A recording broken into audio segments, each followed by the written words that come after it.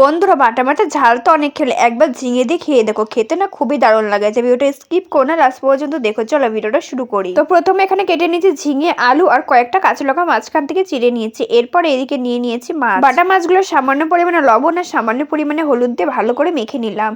তারপর সেটা তেলে ভেজে নিয়েছি। এদিকে শুকনো খোলায় দুটো এলাচ আর কিছুটা পরিমাণে পোস্ত ভালো করে ভেজে নিয়েছি।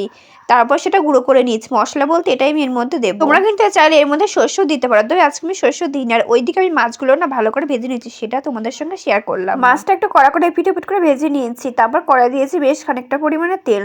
আমি কিন্তু এখানে মাছ ভাজা তেলটাই দিয়েছি, আসলে মাছ ভেজে অনেকটা তেল ছিল, সেটাই দিয়ে রান্নাটা করলাম। তোমরা যদি এখন মাছ ভাজা তেল দিয়ে রান্না করো তাহলে খেতে না খুব দারুণ লাগে। আমি তেলটা একটু গরম হলে তার মধ্যে দিলাম সামান্য পরিমাণে কালো জিরে, ভালো করে নাড়াচাড়া করে দিলাম। তারপর এর মধ্যে দিলাম কেটে রাখা আলুগুলো। আজকে আলুগুলো লম্বা লম্বা করে কেটেছি। এরপর ভালো করে আলুগুলো বেশ কিছুক্ষণ ধরে একটু ভেজে নেব, যতক্ষণ না বাদামি কালারে হয়ে যায়। আলু আর মাছ কিন্তু ভালো করে ভেজে নিতে হবে, নাহলে কিন্তু একদমই খেতে ভালো লাগবে না। দেখতেই পাচ্ছেন ভালো করে আলুটা কিন্তু এপিট ওপিট করে ভেজে নিয়েছি। আলুটা কিন্তু ভাজা হয়ে গেছে, সেটা এবার আমি তুলে নেব। এই রান্নাটা কিন্তু একদমই সিম্পল, হাতের সবই না থাকলেও কিন্তু এইভাবে কিন্তু রান্নাটা করা যায়।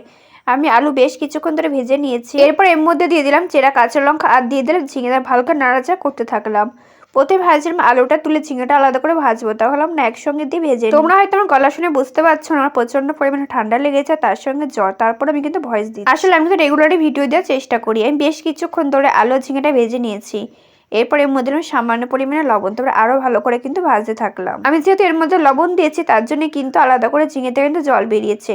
এরপরে আমি বেশ কিছুক্ষণের জন্য ঢেকে দিয়েছিলাম, তারপর ঢাকনা তুলে ভালো করে নাড়াচাড়া করতে থাকলাম। আলু ঝিঙেটা কিন্তু ভালো করে ভেজে নিয়েছি। এরপর এর মধ্যে আমি দিলাম মশলার মধ্যে দুটো এলাচ আর কিছুটা পরিমাণ পোস্ত, সেটা আমি বেটে নিয়েছিলাম। তারপর জলে গুলে সেটাই দিয়ে দিয়েছি। আর জলে গোলার সময় সামান্য পরিমাণে হলুদ দিয়ে ভালো করে গুলে নিয়েছি। এরপর সেটা আমি ঝিঙের মধ্যে দিয়ে ভালো করে নাড়াচাড়া করে ভেজে নেব। বেশ কিছুক্ষণ কষানোর পর এর মধ্যে দিলাম পরিমাণ মতো জল। আমি এখানে গরম জল দিয়েছি, তোমরা চাইলে ঠান্ডা জলও দিতে পারো।